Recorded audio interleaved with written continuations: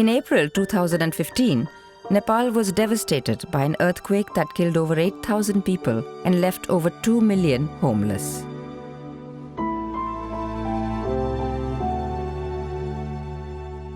In Thankot, the National Society for Earthquake Technology, or NSET, supports community-based disaster risk reduction initiatives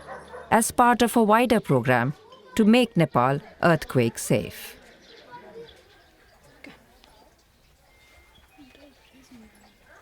भूकम्प आउन साथ चाहिँ के गर्यो भने एकजना बच्चा मार मसँग थियो एकजना बाहिर खेलिरहेको थियो अनि त्यो बच्चा खोज्ने ध्यान भयो कि मलाई चाहिँ एकदम बच्चा कहाँ गयो होला अनि अहिले चाहिँ भूकम्प आइसकेपछि चाहिँ 1 महिना त्यहाँ बाहिरै बसेँ कोट घरमै यो पुरुषहरू नहुनुमा चाहिँ अब प्राय घरको काम सबै महिलाले नै गर्ने भयो अनि यो सबै सामानहरू सच्याएर राख्ने पनि महिलाले नै भयो त्यही भएर पनि एनसेटले चाहिँ हामीलाई 2 वर्ष अगाडि यो मतलब चाहिँ हाम्रो ठानकोट महिला जन सहकारीका मेम्बरहरूलाई चाहिँ एउटा तालिम दिइसकेपछि चाहिँ गो ब्याक भन्ने कुरा बुझ्यौँ हामीले बुझिसकेपछि चाहिँ यो गो ब्याकलाई कसरी प्रयोग गर्नुपर्छ भन्ने कुरा त्यो तालिमले नै हामीले सिक्यौँ त्यसले गर्दा चाहिँ हामीले बनाउन प्रोत्साहन भयो अनि अर्को हस्पिटलको महत्त्वपूर्ण कागजहरू हामी हस्पिटल जानको एउटा पर्छ यो हस्पिटलको कागज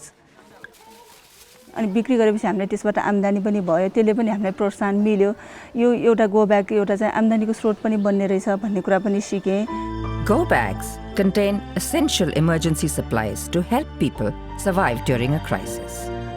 People were initially unsure about the need for go bags because they were more focused on everyday hazards rather than preparing for a large-scale disaster. पहिला यो तालिम लिएर चाहिँ हामीले घर दैलो कार्यक्रम गरेको थियौँ घर दैलोमा हामी घरमै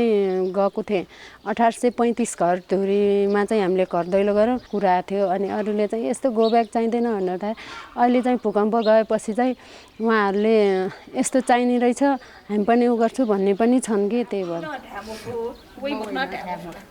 यहाँ त महिनौँ दिनसम्म चाहिँ भूकम्प आएकोले गर्दा हामीले त्यो जुन ब्यागमा राखेको सामानहरूलाई प्रयोग गरेँ राति पनि पानी पर्दा हामीले रेनकोट प्रयोग गर्न पाएँ त्यसमा राखेको औषधिहरू चाहिँ हाम्रो समुदायले नै प्रयोग गर्न पाएँ त्यस्तै गरी खानेकुराहरू यो ब्याग बोकेर आउँदा चाहिँ पहिला सुरुमा त पानीमा क्लोरिन राख्न उपयोग भयो अनि टाउको दुखेकोहरूलाई सिटामोल अनि घाउ भएको बच्चाहरू पनि थियो उनीहरूलाई tape लगाइदिएँ Disaster risk reduction initiatives can help communities self-organize, identify the most vulnerable, and better communicate with local authorities. This can help communities manage a wide range of disasters, not just earthquakes. Ultimately, local people are the first responders when disasters strike, and investing in local preparedness means they can better cope in a crisis.